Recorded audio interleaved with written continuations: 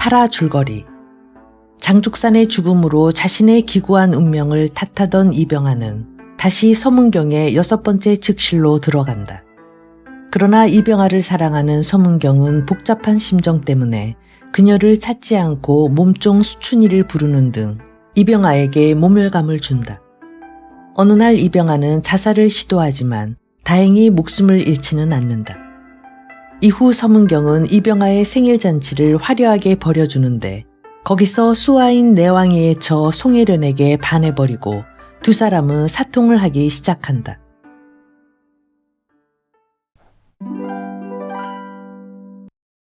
오, 희한한 복수. 주인어른, 그동안 별거 없으셨습니까? 내왕이는 두 손을 모아쥐고 서문경에게 깊이 머리를 숙여 문안 인사를 올렸다.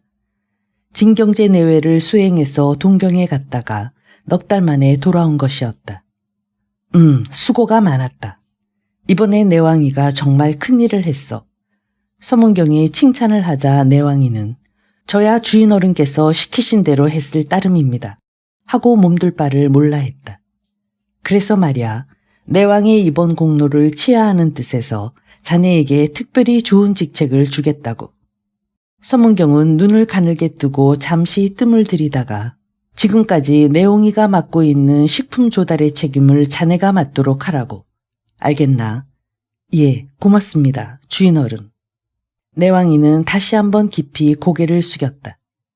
식품 조달계라면 쌀을 비롯한 온갖 부식거리를 구입해드리는 일을 맡아 하는 직책이어서 아무리 고지식하게 해도 적잖은 고물이 떨어지는 자리였다. 그런 자리를 서문경 자신의 먼 친척 조카뻘 되는 내응이를 밀어내고 자기에게 주다니 너무도 뜻밖의 일이었고 그지없이 고마운 일이었다. 서문경의 거실을 물러나온 내왕이는 곧바로 주방을 향해 달려갔다. 말할 것도 없이 아내를 만나보기 위해서였다. 그러나 주방에 아내가 있을 턱이 없었다. 우리 집사람 어디 갔나요? 아무래도 이상했다. 아낙네들은 하던 일만 계속할 뿐 아무도 대답해주는 사람이 없었다. 고개를 갸우뚱하며 나오려는데 바로 그때 손설아가 주방으로 들어서며 오, 내왕이구나. 언제 돌아왔어? 하고 반가워했다. 조금 전에 돌아왔습니다. 그간 무고하셨어요. 나야 뭐 늘 그렇지. 그래, 얼마나 고생이 많았어. 고생이라뇨. 그저 할 일을 했을 뿐입니다요. 손설아는 잠시 내왕이를 쳐다보다가 내왕이, 나하고 잠깐 얘기 좀 할까? 자, 내 방으로 가자고. 하고 앞장을 섰다. 거실에서 내왕이와 마주 앉자 손설아는 내가 말이야, 자네의 처를 오래 데리고 있지 않았나. 사람이 참해서 무척 아껴왔는데 글쎄 방금 년이가 나하고는 한마디 상의도 없이 그냥 데리고 가버렸지 뭔가. 방금년 마님이 저의 집사람을 데려다가 뭘 하려고요. 내왕이는 까닭을 알지 못하겠다는 듯 고개를 갸우뚱했다. 그때 월미가 모락모락 김이 오르는 숭실차 2잔을 받쳐들고 들어왔다. 뜨거운 차를 홀짝거리며 잠시 말이 없던 손설아가 먼 길 오느라 피곤할 테니 오늘은 이쯤 하고 돌아가 쉬어. 그 얘기는 나중에 내가 자세히 해줄 테니. 내왕이는 더 물어볼 마음은 태산 같았지만 그것은 상전에 대한 예의가 아닐성 싶어 갖다 놓은 숭실차를 단숨에 마시고는 손설아의 방을 물러나왔다. 자기 거처로 돌아온 내왕이는 괴나리 보찜을 한쪽에 던져놓고 침상에 벌렁 드러누웠다. 뭔가 이상하게 달라진 분위기와 손설아의 알쏭달쏭한 말이 그의 머리를 어지럽게 했다.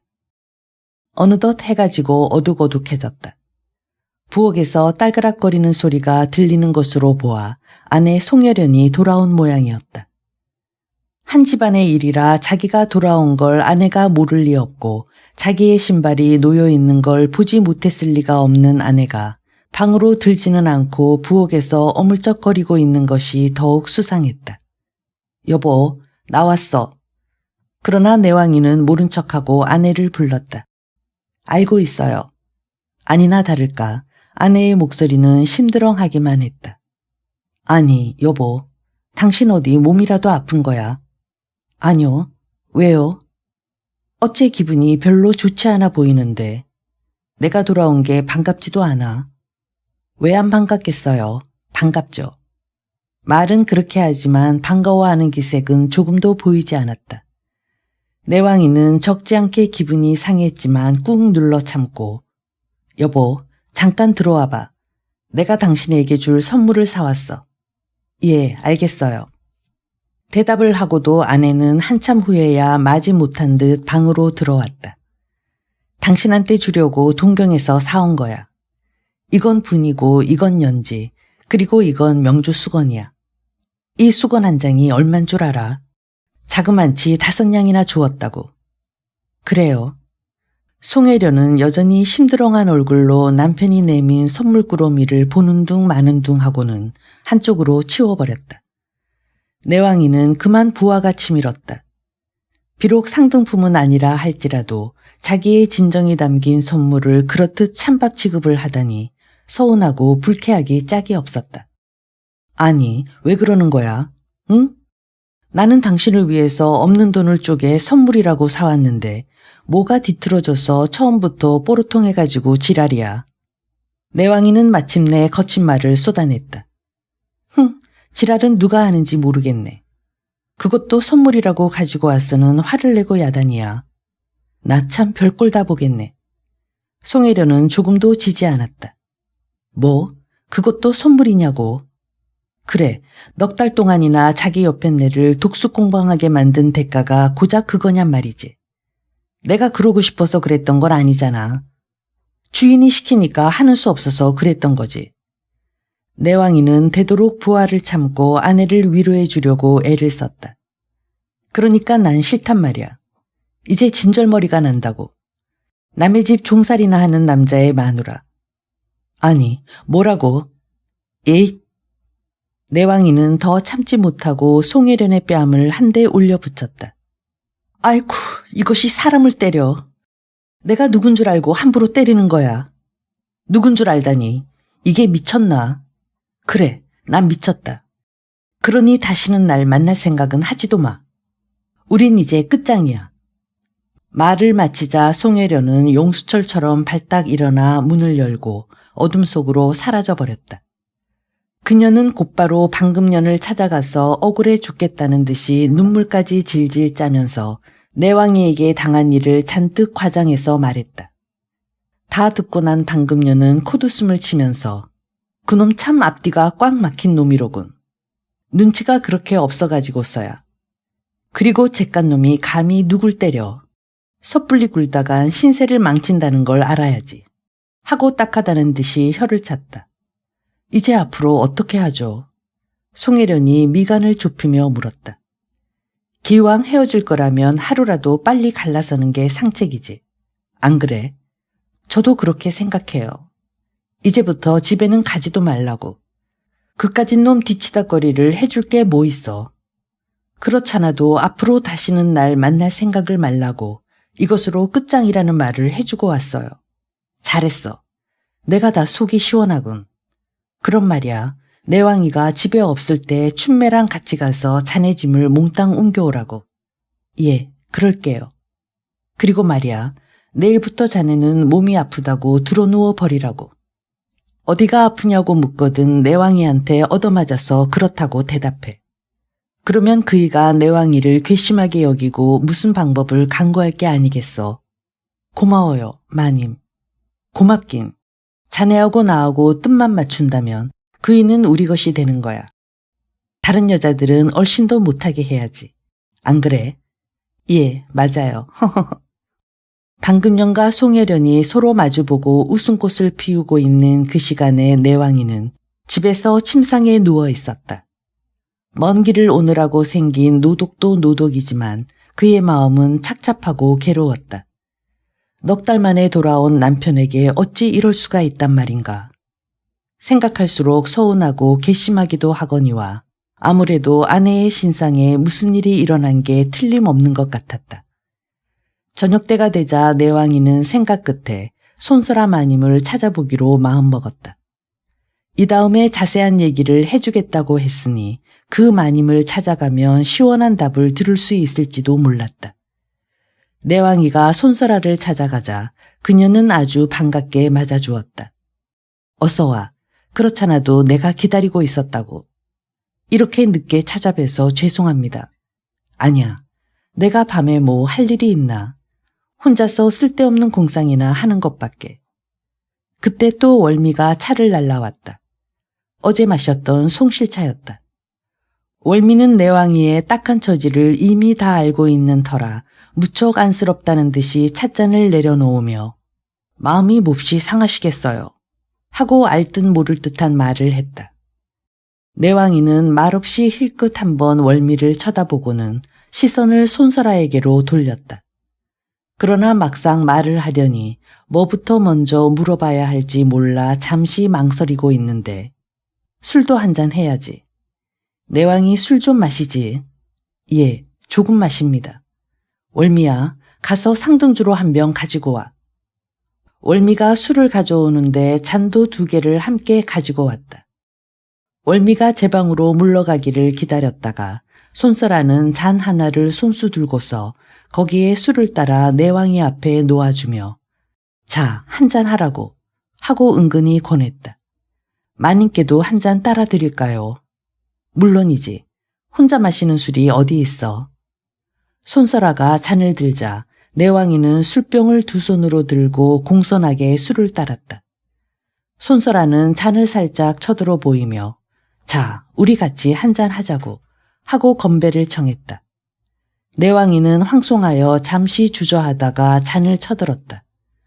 2 사람이 거의 동시에 잔을 비우고 나자 손설아는 안주가 있어야겠어. 오늘 특별한 손님이 왔으니 내가 가서 직접 안주를 만들어 오겠어. 하고 자리에서 일어나 주방으로 갔다. 내왕이는 손설아 마님이 주종의 관계를 떠나 이렇듯 친절하게 대해주는 것이 한편으로 몹시 부담스럽기도 하고 또 이상하게 느껴지기도 했다. 얼마 후 손설아가 손수 만들어 온 안주를 놓고 2 사람은 대작을 하기 시작했다. 좋은 술에 맛깔스러운 안주는 금방금방 잔을 비우게 했다. 어느덧 술기운이 좀 오르자 내왕이는 용기를 내어 찾아온 용건을 말했다.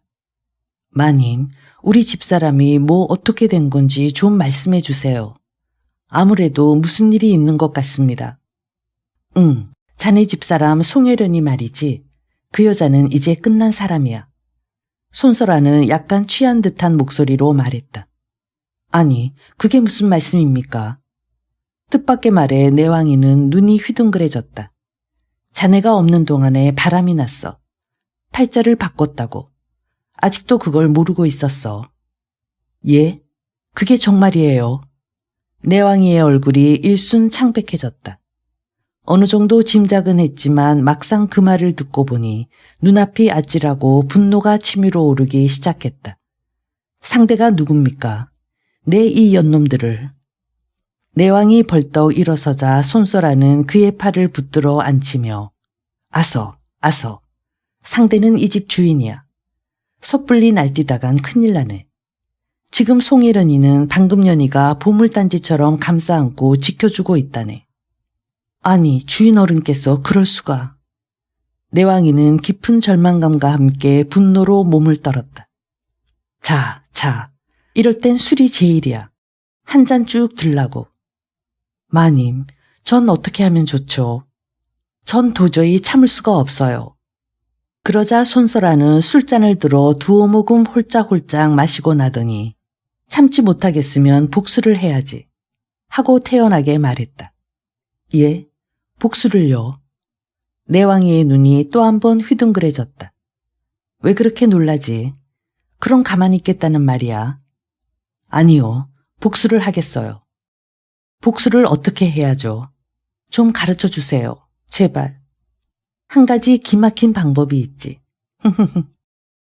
심각한 말을 손설아는 이상하게도 간드러지게 웃으며 하는 것이었다. 내왕이는 잠시 어리둥절하다가 물었다. 그게 뭔데요? 어떤 방법인가 하면 말이야. 손설아는 말을 멈추고 잔에 남은 술을 단숨에 훌쩍 들이켰다. 그리고는 술기운으로 약간 흐릿해진 눈으로 내왕이를 똑바로 쳐다보며 말했다. 내왕이도 똑같은 방법으로 복수를 하는 거야. 똑같은 방법이라뇨. 서문경이가 내왕이의 아내를 건드린 것처럼 내왕이도 그렇게 하는 게 똑같은 방법이지 뭐야. 아니 그런... 내왕이는 그만 술이 확 깨는 것 같았다. 생각해보라고. 내가 뺨을 맞았으니 나도 뺨을 때려주는 거지. 이보다 더 공평하고 멋진 복수가 어디 있겠어. 안 그래? 내왕이는 얼떨떨해져서 뭐라고 대답할 말을 찾지 못했다. 왜? 내 말이 틀렸어. 틀린 것 같진 않습니다만. 그럼 그렇게 하라고. 내가 도와줄 테니까. 하지만 전 자신이 없어요. 어느 마님이 저 같은 걸 거들떠보기나 하겠어요. 건드리기는커녕 혼쭐이나 나게요. 원 이렇게 말기가 어두웠어야 내가 도와준다고 했잖아.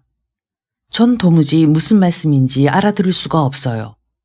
내왕이는 갈피를 잡을 수 없어 쩔쩔맸다. 나를 건드리란 말이다. 이 맹충이. 아니, 그럼 제가 마님을... 사실 난 서문경의 마누라도 아니야. 그는 날 쳐다보지도 않는다고. 난 그저 이 집의 부엌대기일 뿐이야. 난 그게 분해서 견딜 수가 없어. 그래서 나도 복수를 하려는 거야. 그 양반이 허구한 날 딴 여자하고만 자는데 나라고 다른 남자와 못 잘 게 없잖아. 손설아의 목소리에는 무언가 깊은 슬픔이 스며 있는 것 같았다. 마님, 이제 주무시는 게 좋겠어요. 뭐? 자다니. 나 혼자서는 안 자겠다고. 둘이 같이 자. 정말이야.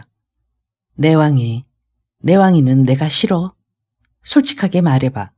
응? 손설아는 거의 울먹이듯이 말했다. 내왕이는 어찌할 바를 모르고 멍하니 손설아를 쳐다보고만 있었다. 말해보라니까. 내가 싫어. 아니, 좋아해요. 내왕이는 마지못해 그렇게 대답했다. 만일 싫다고 대답했다가는 손설아는 금방 울음이라도 터뜨릴 것만 같았다. 그럼 됐어. 자, 우리 일어나자고. 손설아는 약간 비틀거리며 의자에서 일어났다. 내왕이는 너무도 의외의 사태에 계속 멍하니 앉아있기만 했다. 손설아는 거침없이 다가와 내왕이의 한쪽 팔을 잡고 일으켰다.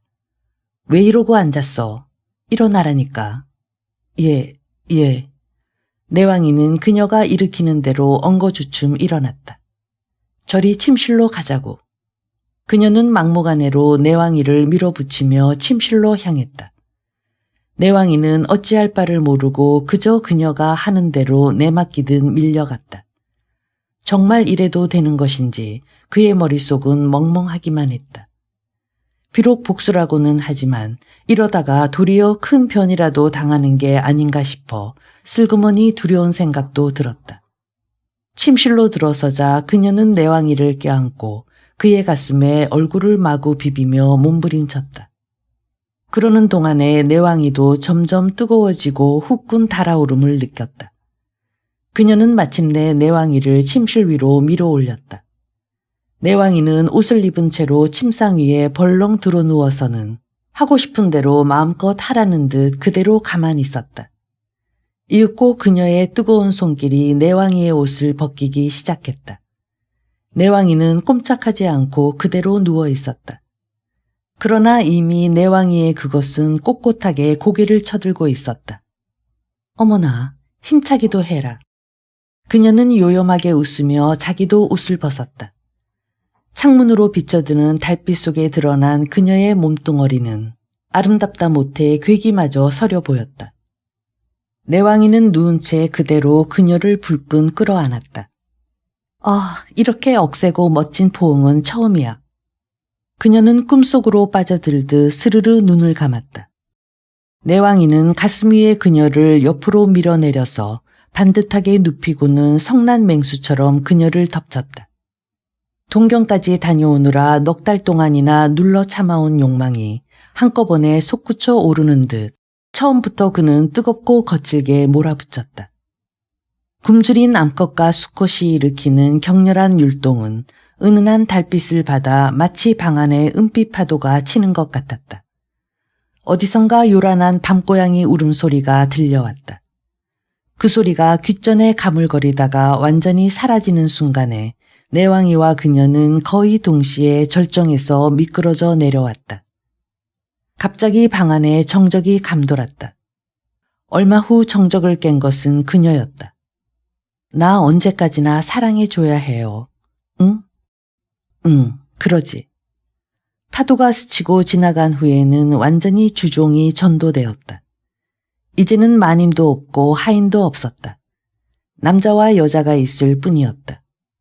난 이제 당신 없이는 못 살 것 같아요.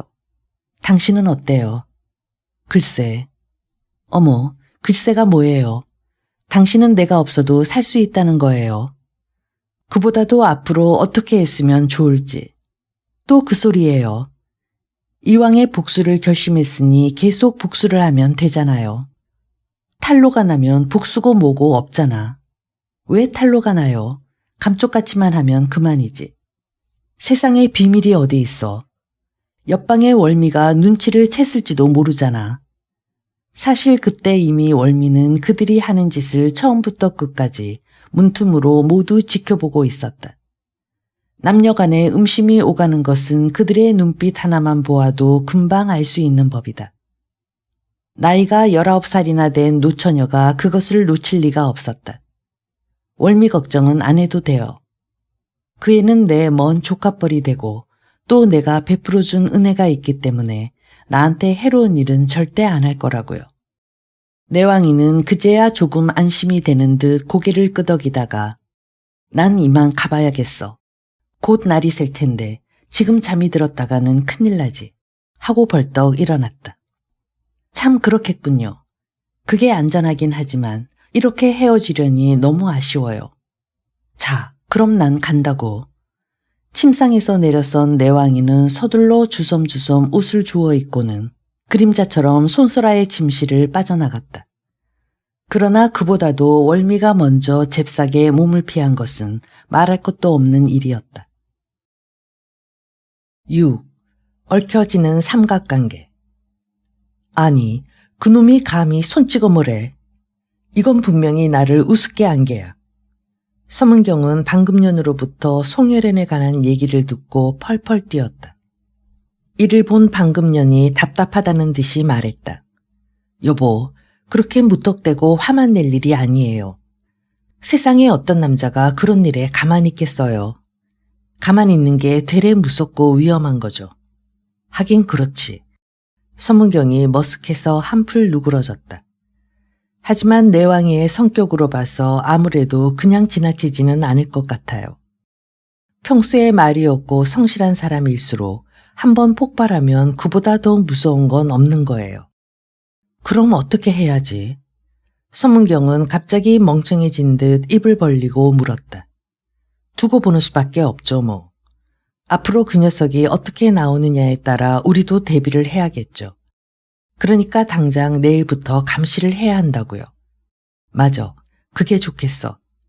당신은 역시 내 꾀주머니야. 그럼 그 일은 당신이 맡아서 잘 해줘. 필요한 돈은 약국의 경리한테서 얼마든지 갖다 쓰고. 방금년이 지금 노리는 것은 돈을 멋대로 갖다 쓰는 바로 그것이었다. 그녀는 잠옷 신명이 났다. 예, 알았어요. 그럼 그 일은 염려 마세요. 호호호. 서문경으로부터 내왕이에 대한 감시를 책임 맡은 방금년은 국리의 국리를 거듭한 끝에 내홍이를 이용하기로 마음먹었다.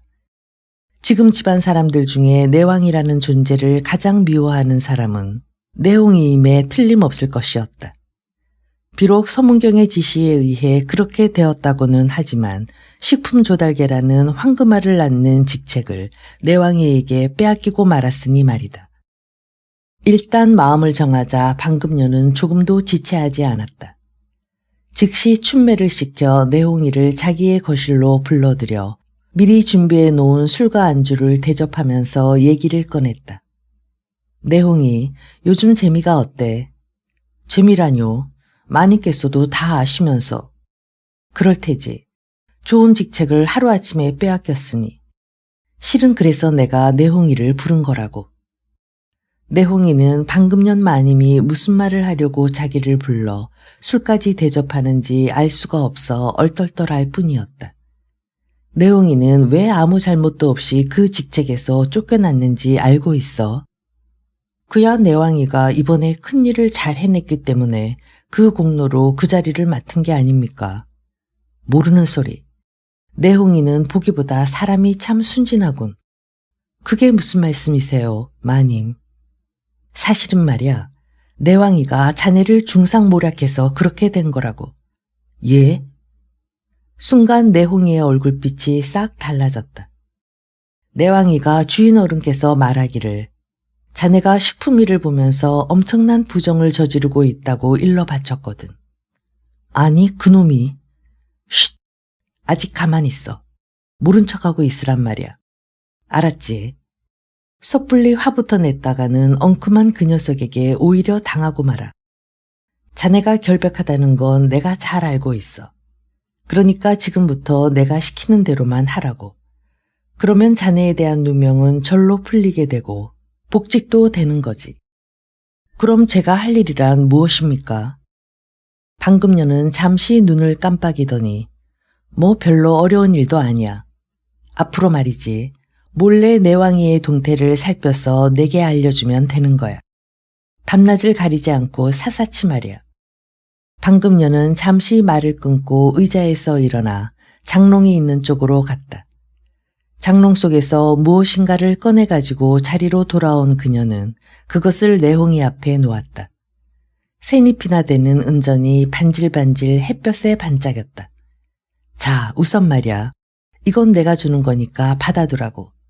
그런 일에는 아무래도 돈이 좀 들 테니까. 아니, 이렇게 많은 돈을 제게 주시는 거예요. 어서 넣어두라고. 예, 그럼 전 이만 물러가겠습니다. 그 뒤로 내홍이는 곧잘 주방과 내왕이의 주변을 슬슬 맴돌면서 은밀히 그를 감시하기 시작했다. 주방은 식품 조달계와 직결되는 곳이기 때문이었다. 그런 사실을 모르는 내왕이는 그를 만날 때마다 미안하고 또 한편으로 몹시 창피했다. 그의 직책을 자기가 차지하게 되었으니 미안했고 아내를 서문경에게 빼앗기고 그 대가로 그 자리를 얻게 된 것 같아서 창피하기도 했던 것이다. 내흥이와의 관계도 그렇지만 그보다도 요즘 내왕이는 여러 가지로 마음이 몹시 착잡했다.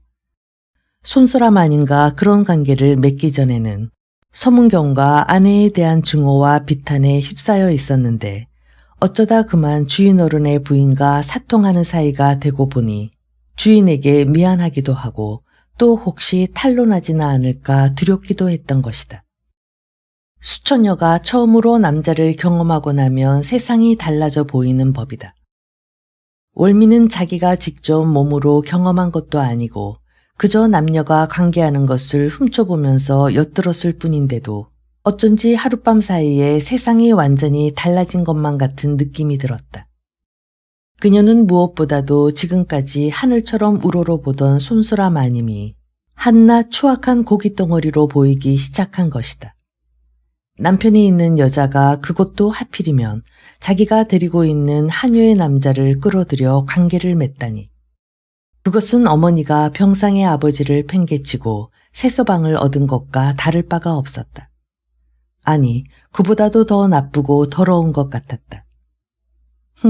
내가 가만히 있나 보라고. 월미는 사팔뜨기 눈을 이리저리 굴리며 뭔가 깊은 생각에 잠기는 듯했다. 그녀의 얼굴에 무언가 으스스한 괴기가 흐르고 있었다. 어느 날 오후였다. 주방에서 나오던 월미가 마침 그곳으로 들어서는 내왕이와 마주쳤다. 그때 주방 안에는 아무도 없었다. 어머나, 내왕이 아저씨. 월미는 자기도 모르게 깜짝 놀라는 소리가 튀어나왔다. 아니, 왜 그렇게 놀라는 거야? 하하하. 왜 웃는 거지? 내가 다 안다고요. 알다니, 뭘 말이야. 내왕이는 찔끔했다. 그렇게 시침이 떼지 마세요. 얘가 점점. 내가 일러 바칠 거예요. 누구한테 일러 바친다는 거야? 내왕이는 긴장하지 않을 수 없었다. 그럴수록 월미는 더욱 능글능글해져 갔다. 그걸 몰라서 물어요. 주인 어른한테죠. 너 보았구나. 그렇다니까요. 내왕이는 입을 다물고 잠시 말이 없었다. 하늘이 무너지는 것 같았다. 그 일이 주인에게 알려지는 날에는 자기는 꼼짝없이 죽은 목숨이었다. 너 정말 일러 바칠 거야. 일러 바치지 않는 대신 조건이 있어요. 월미의 사팔뜨기 눈에 살짝 웃음이 떠올랐으나 이상하게도 그것은 무언가 섬뜩한 느낌을 주었다. 그게 뭔지 말해봐. 마님만 좋아하지 말고 나도 좀 좋아해달라는 거예요. 너무도 엉뚱한 말에 내왕이는 월미의 입만 멀뚱히 쳐다보았다. 그날 보니까 아저씨는 마님의 말을 참 잘 듣더군요. 그 후로도 그렇지만 마님의 말만 듣지 말고 이제 이 하녀의 말도 들어줘야 해요. 난 처녀란 말이에요. 알겠어요. 이건 장난인지 협박인지 도무지 알 수가 없었다. 그러나 월미의 진지한 태도로 보아 장난은 아닌 듯했다. 만약 그녀의 말을 안 들어주었다가는 무슨 일이라도 저지를 것만 같았다. 그래? 그렇다면 내 말을 들어주지. 그럼 오늘 밤에 내 방으로 오세요. 꼭요. 그건 안 돼. 마님이 알면 큰일 나잖아. 그럼 내가 아저씨 집으로 갈게요. 오늘 밤에. 알았어. 그러라고. 이리하여 참으로 어이없고 희한한 흥정이 눈 깜짝할 사이에 이루어졌다. 그날 밤이 익숙해지자 월미는 몰래 주방에서 가져다 놓은 술 한 병과 몇 가지 마른 안주를 싸들고 내왕이를 찾아갔다. 좀 늦었죠? 아니야. 되레 좀 이른 셈이지. 월미는 가지고 온 보자기를 풀며 술을 한 병 가져왔어요. 하고 얼굴을 살짝 붉혔다. 아, 그래. 마침 출출하던 참인데 잘 됐군 그래. 내가 한 잔 따라 드릴게요. 그러려무나. 허허허. 내왕이는 월미의 비위를 맞춰주려고 애를 쓰는 자신을 발견하고 스스로 실소를 금할 수 없었다. 썩은 새끼에 목이 메인 듯 질질 끌려가고 있는 자신이 한심하기조차 했다. 그러나 기왕에 내친 김이니 다짐을 받아들일 수밖에 없었다. 월미야, 우리가 이렇게 몰래 만난 것을 마님이 알면 안 된다고. 알겠지? 월미는 심드렁하니 대답이 없었다. 왜 대답이 없어? 내가 뭐 어린애인가요? 그런 말을 하게. 마님뿐 아니라 누구에게도 말해선 안 돼. 그런데 아저씨는 왜 그리 겁이 많으세요? 아저씨가 마님과 만나는 걸 다른 사람이 알면 큰일 나겠지만 나하고 만나는 거야 뭐 큰일 날 것도 없잖아요. 안 그래요? 우리 사이를 대놓고 욕할 사람은 송혜련 아줌마뿐인데 그 여자는 이미 주인 어른의 여자가 됐잖아요. 자기가 뭐라고 말할 염치가 어딨어요. 남편을 배반하고 딴 남자한테 간 여자가. 난 그런 여자는 찢어 죽이고 싶도록 미워요. 월미는 내뱉듯이 말했다. 살기가 느껴지도록 섬뜩한 어조였다. 내왕이는 묵묵히 듣고만 있었다. 혹시 마님이 알면 화를 내시겠죠. 질투 때문에 말이에요. 그렇지만 어쩌겠어요. 아저씨가 뭐 자기의 남편도 아닌데. 내게 뭐라고 하면 난 가만히 있지 않을 거예요. 따지고 보면 마님도 남편을 배반하기는 송혜련 아줌마나 마찬가지지 뭐예요. 월미는 심한 증오심을 나타내고 있었다. 월미와 내가 서로 좋아하는 걸 트집 잡을 사람은 없겠지만 한 집안에서 이러쿵저러쿵 남의 입에 오르내리는 건 좋지 않잖아. 내왕이는 월미를 달래는 수밖에 없다고 생각했다. 맞아요. 그 말은 맞다고요. 그런데 월미는 또 무슨 생각을 했는지 벼랑간 킬킬대고 웃었다. 아니, 왜 그렇게 웃어? 그날 밤 말이에요. 아저씨와 마님이 복수를 해야 한다고 하면서 그 짓을 하던 일이 생각나서 웃었어요. 뭐라고? 내왕이는 그만 얼굴이 왈칵 붉어졌다. 그래서 나도 복수를 하려고 마음먹은 거예요.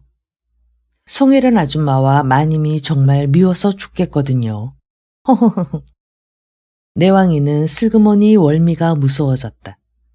겉으로 보기에는 고지식하고 순박해 보이기만 했는데 알고 보니 더없이 엉큼한 데다가 음흉스럽기까지 했다. 아저씨, 우리 이제 그만 자요. 이러다가 날 새겠어요. 월미가 이번에는 수줍은 듯 살짝 웃으며 말했다. 그럴까? 그날 밤 내왕이는 복에 없는 수처녀를 껴안아 보는 행운을 맛보기는 했으나 아무도 모르게 하려던 그들의 미래는 그만 온 동네가 다 알게 되고 말았다. 뜨거운 애무가 끝나고 드디어 본격적인 사랑으로 들어갔을 때였다. 그녀의 수처녀가 망가뜨려지는 순간 에그머니, 아이쿠, 사람 살려 하고 월미가 느닷없이 비명을 지른 것이었다. 그 소리는 결코 감미로운 교성이 아니었다. 글자 그대로 찢어지는 듯한 비명이었다. 비명은 한 번으로 끝나지 않았다. 내왕이는 당황하여 하던 일을 멈추고 그녀의 입을 틀어막았다. 조용히 하라고. 남들이 다 듣겠어. 그러나 이미 그 소리는 들을 사람은 다 듣고 난 뒤였고 그 소리가 무슨 소리이며 누구의 소리인 것까지도 다 알고 난 뒤였다. 이튿날 날이 밝자 소문은 삽시간에 온 집안에 퍼졌다. 그 소문을 듣고 맨 먼저 월미의 방으로 달려온 것은 손설아였다. 너 그럴 수 있는 거니? 손설아는 분을 이기지 못하고서 시금벌떡거렸다. 뭘 말이에요, 마님. 계집애가 능청스럽긴. 내가 다 알고 있다고. 마님도 참 뭘 아신단 말이에요. 너 어젯밤 내왕이와 같이 잤다며? 예, 같이 잤어요. 월미는 서슴지 않고 대답했다. 뭐라고? 얘가 이제 보니까 큰일 낼 계집애로군. 난 어린애가 아니라고요. 19살이라고요. 이년아, 내왕이하고 연애를 하다니 말이나 돼. 왜 말이 안 되나요? 그이는 호랍이이고 나는 처녀인데 안 될 게 뭐 있어요. 내왕이가 어째서 호랍이냐. 송혜련이 있잖아. 그 아줌마는 이미 주인 어른의 것이 됐잖아요. 아직 어떻게 될지 결말이 안 났잖아. 결말이고 뭐고 뻔한 거죠 뭐. 그러니까 난 그이하고 결혼할 거예요. 뭐? 결혼? 누구 맘대로? 그야 내 맘대로죠. 아니, 인연이. 손설아는 분을 이기지 못하고 월미의 뺨을 한 대 후려쳤다. 그러나 월미는 눈 하나 깜짝하지 않고 마님이 왜 이렇게 화를 내는지 내가 모를 줄 알아요. 다 알고 있다고요. 하며 손설아를 빤히 쳐다보았다. 인연이 지금 뭐라고 주절대는 거야? 복수는 뭐 마님과 내왕이 아저씨만 할 줄 아는가 보죠. 나도 할 줄 안단 말이에요. 그래서 나도 복수를 한 거라고요. 이쯤 되면 월미가 자기와 내왕이의 관계를 알고 있음이 분명했다. 손설아는 그만 눈앞이 아찔해졌다. 그녀는 자기도 모르게 월미의 입을 틀어막으며 조그만 소리로 말했다. 내가 정말 나를 죽이려고 그러느냐? 입이 틀어막힌 월미가 고개를 좌우로 저었다. 옛정을 생각해서라도 제발 그 일만은 말하지 말아다오. 어느 결에 손설아는 그만 월미에게 애원하는 처지가 되고 말았다. 월미는 크게 고개를 끄덕였다. 손설아가 그녀의 입을 틀어막은 손을 떼자 월미는 몇 번 숨을 고르더니 의외로 차분한 소리로 말했다. 마님이 나와 내왕이 아저씨의 결혼을 방해하지만 않는다면 나도 절대 말하지 않겠어요. 손설아는 잠시 생각하다가 무겁게 입을 열었다. 알았다. 방해는커녕 오히려 너희들 두 사람이 결혼하도록 도와주겠다. 손설아는 월미의 협박에 가까운 반항도 반항이지만 이쯤에서 내왕이와의 관계를 청산해야겠다고 마음을 바꾸었다. 겉으로는 자기를 좋아하는 척하면서도 뒷구멍으로는 또 딴 여자를 건드리는 그의 이중성에 너무도 실망이 컸기 때문이었다. 이리하여 손설아와 내왕이의 관계는 비밀로 묻혀지고 말았지만 내왕이와 월미와의 관계는 내흥이가 곧 냄새를 맡게 되었고 그것은 방금년을 통해 즉시 서문경에게 알려지게 되었다. 그거 참 잘됐군 그래. 허허허. 서문경이 유쾌하게 웃으며 말하자 곁에 있던 방금년이 잽싸게 나서며 이런 기회에 아주 결혼까지 시켜버리죠. 하고 눈빛을 빛내며 서문경을 바라보았다. 뭐? 결혼을 시키자고? 그래. 아주 좋은 생각이야. 내가 미처 그 생각을 못했군. 그러면 일은 깨끗이 끝나는 거죠 뭐. 그런 말이야. 그 일도 당신이 책임지고 처리를 해줘. 염려 마시라고요. 일이 어째 너무 싱겁게 끝나는 것 같아 재미가 없군 그래. 허허허허. 안 그래? 내 사랑 방금년이. 내 사랑 방금년이라. 노래 제목 같군요. 월미와 내왕이를 결혼시키는 임무를 부여받은 방금년은 먼저 월미의 마음부터 떠봐야겠다는 생각으로 춘매를 시켜 그녀를 불러들였다. 예상했던 대로 월미는 결혼만 시켜준다면 그 이상 고마울 데가 없다고 감지덕지했다. 그렇다면 다음은 내왕이 차례였다. 방금년은 생각 끝에 그 일에는 내흥이를 끌어들여야겠다고 생각했다. 자기가 직접 나서는 것도 못하거니와 마누라를 빼앗긴 남자의 심정은 그리 간단하지가 않을 것 같아서였다. 여보게, 내왕이, 우리 술 한잔 하세. 내흥이가 내왕이를 부른 것은 바로 그날 해질 무렵이었다. 그러지. 평소 늘 그에게 마음속으로 미안한 생각을 가지고 있던 내왕이는 그의 제의에 쾌히 응했다. 내흥이가 앞장을 서 찾아간 곳은 꽤 괜찮은 고급 술집이었다. 두 사람이 탁자를 사이에 두고 마주 앉자 내흥이가 독한 고량주를 시켰다. 안주도 자기 분수로는 과하다 싶을 만큼 이것저것 좋은 것을 많이 주문했다. 얼마 동안 두 사람은 말없이 술잔만 기울였다. 아무래도 서로의 입장이 조금은 어색하고 부자연스러웠기 때문이었다. 그러나 독한 고량주가 연거푸 몇 잔 들어가자 분위기는 한결 부드러워졌다. 얘기를 들으니 내왕이 자네 횡재를 했더구먼. 내흥이가 먼저 웃으면서 입을 열었다. 횡재라니 무슨 소린가? 내왕이는 다소 긴장했다. 혹시 내흥이가 자기와 손서람 아닌가의 비밀을 알고 슬쩍 건드려보는 게 아닌가 싶어서였다. 새 장가를 들게 된다면서 더구나 수처녀한테 그보다 더 큰 횡재가 또 어디 있겠는가? 아, 그거야 뭐. 내왕이는 비로소 안도하면서 따라 웃었다. 그래, 날짜는 정했는가? 도대체 무슨 소린지. 난 아직 장가 같은 건 생각도 안 하고 있는데 벌써 소문이 쫙 났던데 뭐. 글쎄, 그게 아니라니까. 내옹이가 방금년의 명령을 받고 자기의 속마음을 떠보기 위해 접근한 것을 알 리 없는 내왕이는 답답하다는 듯이 고개를 좌우로 흔들며 어쩌다 보니 월미와 그렇게 된 것뿐이라고. 정말이야. 하룻밤 같이 잤다고 해서 꼭 장가를 가는 건 아니잖아. 똑본 김에 제사 지낸다고 기왕 소문난 김에 장가를 들지 그래. 내홍이가 슬쩍 그의 마음을 떠보았다. 장가는 무슨 장가? 왜? 싫은가? 그럴 형편도 못 되고. 듣자 하니 주인 어른과 방금년 마님이 주선을 하고 있던 모양이던데. 그거야 내 마누라를 영영 빼앗아가려고 수작을 부리는 것이라고.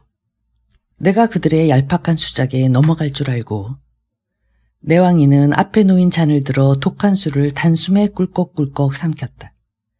그의 얼굴이 시뻘겋게 상기되어 있었다. 지금 나에겐 주인 어른이고 마님이고 없다고. 난 분해서 참을 수 없단 말이야. 내왕이는 자기 손으로 잔에다 술을 가득 따라가지고는 또 꿀꺽꿀꺽 단숨에 마셔버렸다. 그럼 도대체 어쩌겠다는 거지? 자네 부인은 이미 주인 어른의 여자가 돼버렸는데 도로 찾겠다는 거야. 그럴 자신이 있어. 내홍이는 드디어 결정적인 질문을 던졌다. 까짓것 못 찾으면 그때는 뭘 어떻게 할 건데? 끝장인 거지 뭐. 저 죽고 나 죽으면 만사 해결이잖아.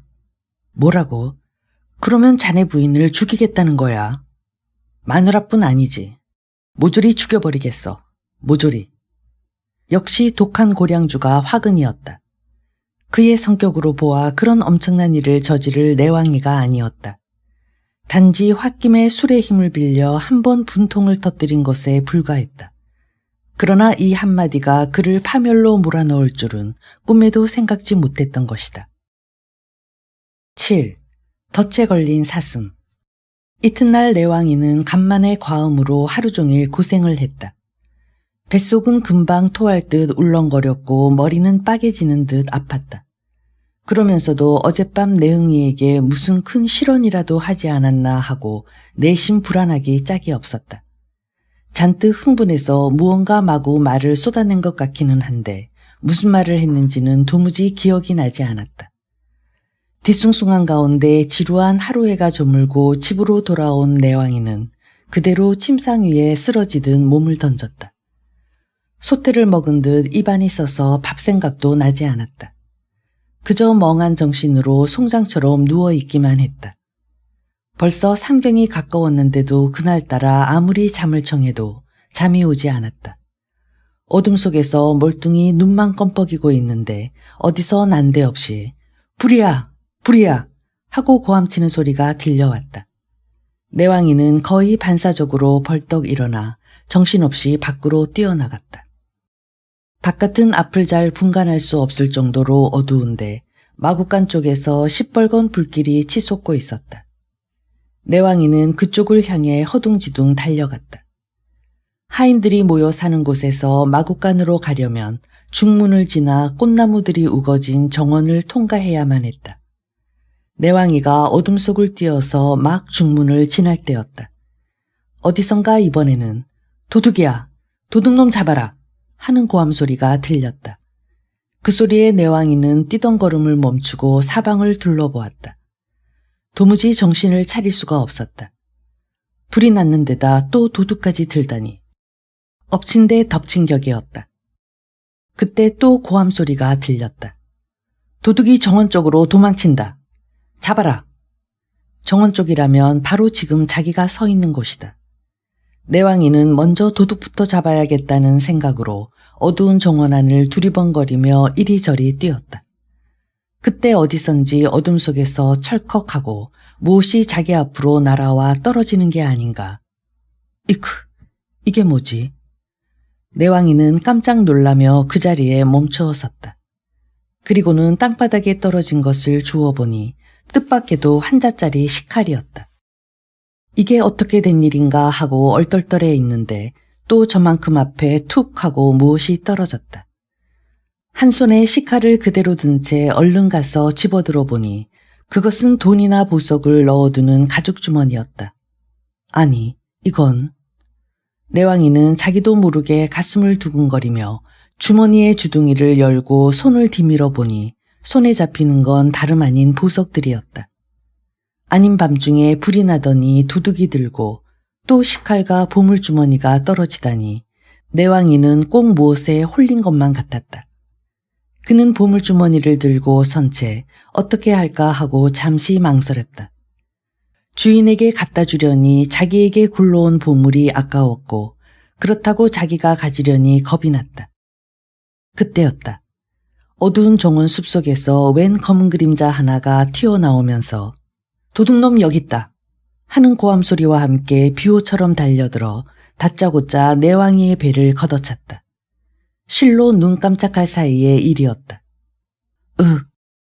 불의의 기습을 받고 내왕이는 벌렁 뒤로 나가 떨어지고 말았다. 검은 그림자는 때를 놓치지 않고 내왕이에게 덮쳐들어 머리고 가슴이고 가리지 않고 마구 두들겨 팼다. 그러면서 사람들을 불러 모으려는 듯 큰 소리로 고함을 질러댔다. 도둑놈 잡았다. 도둑놈 여기 있다. 그러자 곧 너댓 명의 하인들이 도둑놈 어딨어? 어느 놈이야? 어디야? 어디? 하면서 우르르 몰려들었다. 사정없이 발길에 차이고 얻어맞는 경황 중에도 내왕이는 자기를 마구 두들겨 패고 있는 검은 그림자가 내홍이라는 것을 알아차리자 내홍이 나야 나 내왕이야. 도둑놈이 아니라고 하고 신음 섞인 소리를 질렀다. 달려온 하인들이 그 소리를 듣고 내홍이에게 깔려서 얻어맞고 있는 사람을 어둠 속에서 자세히 보니 내왕이임에 틀림없었다. 맞아, 내왕이야. 내왕이가 맞아. 아니, 이게 어찌된 일이야. 하인들이 어리둥절하여 웅성거리자 그제야 내홍이는 슬그머니 주먹진 손을 멈추고 뭐? 내왕이라고? 어디 이놈, 일어나봐 하면서 멱살을 잡고 끌어일으켰다. 내왕이는 그때까지도 자기도 모르게 한 손에 보물이 든 가죽 주머니를 불끈 거머쥐고 있었다. 아니, 도둑놈이 누군가 했더니 바로 내왕이구나. 이것 좀 보라고. 손에 보물주머니를 들고 있잖아. 내홍이, 그게 아니야. 실은. 내왕이가 뭐라고 말을 하려 하자 내홍이는 그의 입을 틀어막기라도 하듯이 닥쳐라 이놈아 하고 냅다 고함을 지르고는 보물주머니를 이리저리 살펴보면서 이놈이 일부러 불을 질러 놓고는 집안 사람들이 놀라 모두 그쪽으로 뛰어가자 그 틈을 노려 주인 어른의 방에 몰래 들어가 보물주머니를 훔쳐가지고 달아나려고 했던 게 틀림없어. 내홍이는 마치 자기가 다 보기라도 한 것처럼 짓거려대다가 짐짓 놀라는 척하면서 땅바닥에 떨어져 있는 식칼을 주워들었다. 아니, 이건 식칼 아니야. 오라, 알았다고. 이놈이 식칼을 가지고 감히 주인 어른을 죽이려고 했군 그래. 그런데 주인 어른이 마침 방에 없으니까 보물주머니만 훔쳐가지고 나온 게로군. 내왕이는 기가 막혔다. 내홍이가 어찌 저런 말을 할 수 있단 말인가. 내홍이, 난 절대 그런 짓 안 했어. 보물주머니는 여기서 주운 거고 불도 내가 지르지 않았어. 그리고 주인 어른을 죽이려 했다니 그건 말도 안 돼. 내왕이는 필사적으로 부인을 했다. 이놈아, 뭐라고? 바로 어젯밤에 내 입으로 주인 어른을 죽여버리겠다고 했잖아. 하도 취했던 나머지 어젯밤의 일을 잘 기억하지 못하고 있는 내왕이는 난 그런 소리 한 적 없다고. 내가 언제 그랬어? 하고 대들었다. 뭐가 어째? 나하고 술을 마시면서 그런 말을 안 했다는 거야. 주인 어른뿐만 아니라 방금 전 마님도 가만두지 않겠다고 했잖아. 그러면서 모조리 죽여버리겠다고 약을 써놓고는 뭐 지금 와서 잡아떼기는. 여보게, 내흥이. 내가 그때 술이 취해서 뭐라고 했는지 잘 모르겠지만 어디 이럴 수가 있는 거야. 내왕이는 절망적인 목소리로 남자들 사이에 마지막 의리에 매달렸다. 그럴 수밖에 없는 긴박한 상황이었다. 어렵쇼. 이놈 봐라. 죄를 짓고 붙잡히고 나니 이젠 별소리를 다 하는구나. 예인 나쁜 놈. 뒤가 캥기는 내홍이는 오히려 내왕이를 다시 한번 힘껏 걷어찼다. 어이쿠. 내왕이가 다시 비명을 질렀다. 내홍이는 내왕이의 비명소리에는 눈 하나 깜짝하지 않고 땅바닥에 쓰러져 뒹구는 내왕이를 몇 차례 더 발로 차고는 하인들에게 명령하듯이 말했다. 이놈을 어서 주인 어른에게 끌고 가자고. 거기에 모여섰던 하인들도 내홍이의 말을 듣고 보니 그 말이 옳은 듯도 했다. 내왕이가 아내를 주인 어른에게 빼앗긴 처지를 잘 알고 있는 그들은 그가 앙심을 품고 능히 그런 일을 저지를 법하다고 고개를 끄덕이는 것이었다. 이렇게 생각한 그들은 모두 서슴없이 달려들어 땅바닥에 쓰러져 있는 내왕이를 끌어일으켜서 두 팔을 뒤로 꺾어 틀어지고 서문경한테로 데리고 갔다. 내왕이는 그날 밤 변명의 말 한마디도 제대로 못한 채 형리들에게 끌려서 곧바로 재형소로가 옥에 갇히는 신세가 되고 말았다. 그리고 며칠이 지나서였다. 서문경은 평소에 친분이 두터운 재형소의 책임자인 하전옥으로부터 한 통의 서찰을 받았다. 내왕이가 마침내 모든 범행 사실을 자백했기 때문에 엄히 처벌할 생각인데 어떤 형벌을 내리기를 원하냐고 문의하는 내용이었다. 참으로 어처구니가 없는 희대의 질문서가 아닐 수 없었다. 서찰을 받아 읽은 서문경이 곧 방금년을 불렀다. 하존옥으로부터 서찰이 왔는데 내왕이가 마침내 모든 걸 자백했다는구먼. 허허허허. 잿간놈이 자백을 안 하고 견뎌낼 수가 있겠어. 그 모진 문초를 말이야. 사정없이 마구 때리기도 한다면서요. 방금년이 잠옷 안쓰럽다는 듯이 물었다. 때리기만 하나. 주리를 틀고 손톱 사이를 바늘로 찌르기도 하지. 그래도 자백을 안 하면 불로 지지기도 한다고. 아이쿠 끔찍해. 방금년은 몸소리를 치면서 목을 움츠렸다. 그러면서도 얼굴에 가득히 회심의 미소를 지으며 우리의 계략이 참으로 멋지게 들어맞았군요. 아무렴 누구의 머리에서 나온 건데. 하하하. 내왕이가 좀 안 됐긴 하지만 뭐 어쩔 수 없는 일이죠. 제가 공연히 제 무덤을 판 거니까. 그가 자백을 했으니 엄하게 처벌을 할 생각인데 어떤 형벌을 내리길 원하느냐고 하전옥이 물어왔구먼. 참 돈이 좋긴 하군요. 법에 따라 형벌을 내리면 될 텐데 말이에요. 내가 듬뿍 좀 집어줬지. 그럼 어떤 형벌을 내리도록 하죠?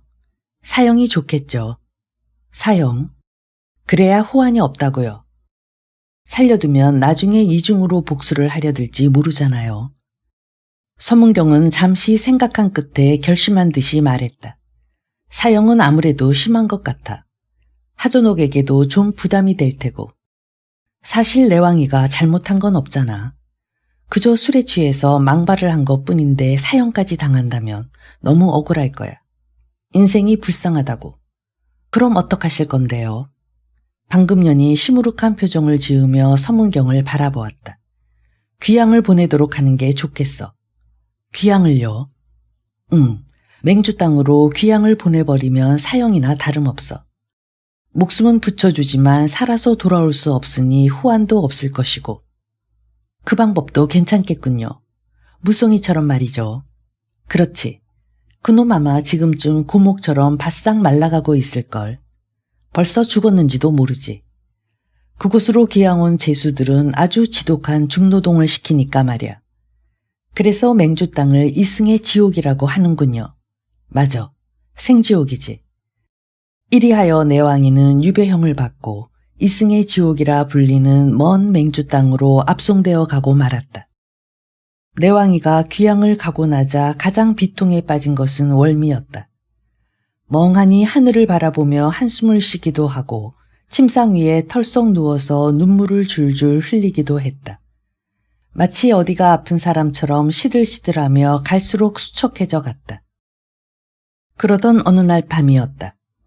그날도 월미는 잠이 오지 않아 자기 방의 창가에 앉아 중천에 휘영청 떠있는 달을 우러러 보고 있었다. 맹주라는 땅이 얼마나 먼 곳인지, 그곳을 찾아가면 내왕이 아저씨를 만날 수 있을는지, 이런 생각 저런 생각에 잠겨 있을 때 난데없이 춘매가 쟁반에 포도를 담아들고 찾아왔다. 아니, 웬일이지? 이 밤중에. 혼자 외롭던 참이라 월매는 춘매가 반가웠다. 이거 내가 사온 거야. 먹어봐. 어머, 귀한 포도를. 월미는 한편으로 춘매가 벼랑간 왜 이렇게 선심을 쓰는가 하고 의아해하면서도 고맙고 기뻤다. 우리 같이 먹자. 둘이 맛있게 포도를 먹으면서 이런저런 일상의 대화를 나누다가 춘매가 문득 네 마음이 괴로울까봐 이 얘긴 안 하려고 했는데 말이야. 하고 엉뚱한 말을 했다. 아니, 무슨 얘긴데? 월미가 고개를 들고 춘매를 바라보았다. 지난번 내왕이 아저씨가 정원 숲속에서 붙잡혔을 때 말이야. 주인 어른은 용서를 해주려고 했는데 송혜련 아줌마가 괜히 트는 바람에 귀양을 가게 된 거라고. 아니, 그년이 왜 틀어? 월미의 입에서 대뜸 연자가 나왔다. 그거야 뭐 내왕이 아저씨를 멀리 보내버려야 지 마음이 편할 것 같아서 그랬겠지. 춘매가 은근히 월미의 눈치를 살피며 말했다. 저런 찢어 죽일련. 그래, 뭐라고 했는데. 인과응보라면서 그런 사람을 용서해주면 안 된다고 그랬어, 글쎄. 인과응보가 뭔데? 잘못한 일이 있으면 반드시 벌을 받게 된다는 뜻이래. 나도 그 말이 무슨 뜻인지 몰라서 마님한테 물어봤지. 죽일련. 그런 년을 귀신이 안 잡아가면 내가 죽이고 말 테야. 월미의 사팔뜨기 눈에 번쩍하고 살기가 스쳐갔다. 그렇잖아도 송혜련에 대해서 깊은 증오감을 갖고 있던 월미였다. 그것은 그녀의 머릿속에 잠재되어 있는 어머니에 대한 증오심과 이어져 있는 것이었다. 어머니는 남편이 병들어 누웠을 때 서방지를 했고 송혜련은 남편이 동경에 심부름을 가느라 집을 비우고 있을 때 다른 남자를 붙어먹었다. 이런 이유로 송혜련에 대한 증오심을 불태우고 있는 월미에게 춘매의 말은 기름을 부은 것이나 다름없었다. 두고 보라고. 절대로 가만두지 않을 거야. 월미의 사팔뜨기 눈이 또 한 번 크게 굴렀다. 월미, 그럼 난 이만 가봐야겠어. 춘매는 마치 할 일을 다한 사람처럼 자리에서 일어났다. 그제야 월미도 제정신으로 돌아온 듯 같이 일어나며 춘매, 오늘 밤 고마웠어 하고 출입문까지 바래다 주었다. 월미와 헤어진 춘매가 찾아간 곳은 뜻밖에도 방금 년의 방이었다. 방금 년은 늦은 시각인데도 자지 않고 있었던 것이다. 그는 춘매가 방으로 들어오자 수고했다 하고 반갑게 맞았다. 그래, 월미가 뭐라더냐. 마님이 시켜주신 대로 말해주었더니 분통을 터뜨리면서 절대로 가만두지 않겠다고 이를 갈더라고요. 그래, 그거 잘 됐구나. 내가 그동안 송혜련이를 얼마나 잘 봐줬니. 그런데 갈수록 콧대가 세져서 영 눈뜨고 볼 수가 있어야지. 그쯤에 놓았으니 짐작컨대 월미가 무슨 일을 저지르고 말 거야. 그의 성깔이 보통이 아니거든. 맞아요. 정말 무서운 애예요. 마구 눈을 희번덕일 때에는 소름이 끼쳐서 살기가 느껴져요. 그래, 수고했다. 가서 쉬어라. 그런 일이 있은 지 사흘 후인 9월 15세 날 밤이었다.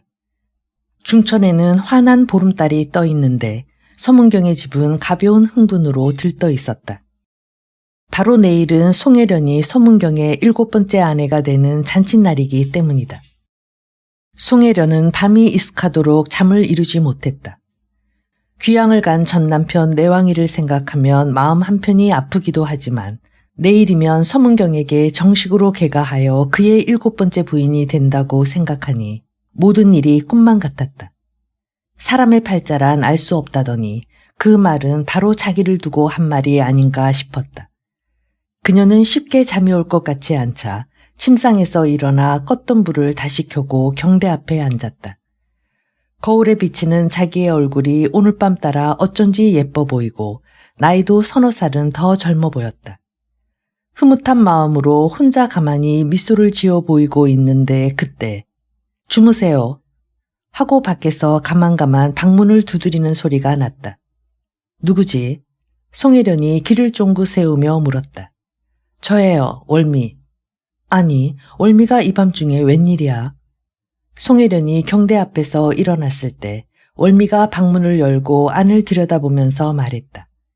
아직 안 주무셨군요. 하긴 내일이 잔칫날이니 잠이 올 리가 없겠죠. 그런데 무슨 일이지? 주인 어른께서 좀 나오시라고 해요. 지금? 네.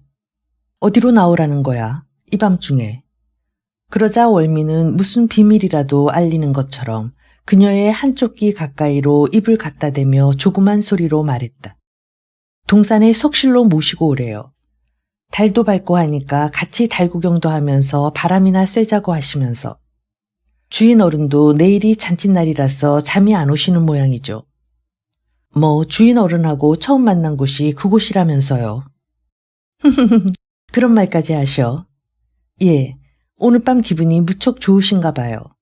연신 싱글벙글 하시면서 먼저 가 있을 테니까 빨리 모시고 오라고요. 알았다. 잠시만 기다려라.